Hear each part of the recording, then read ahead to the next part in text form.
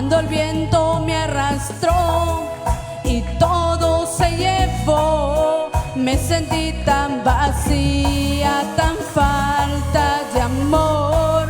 Mas escuché una voz que mi nombre llamaba, devolviéndome la calma, y me dice que todo estará bien, y me infunde aliento y fe, y aprendí a dormir en la tempestad. Su amor me enseñó a descansar, y me convencí que no hay nadie más que me pueda brindar esa paz que solo tú me das.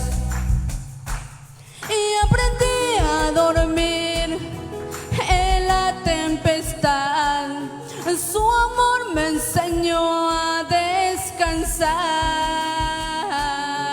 y me convencí que no hay nadie más que me pueda brindar esa paz que solo tú me das. Aleluya, agradezco este tiempo, el tiempo con nuestra hermana.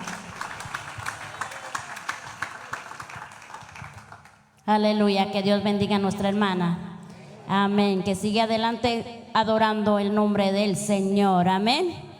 Así que tenemos un tiempo para las iglesias que están con nosotros.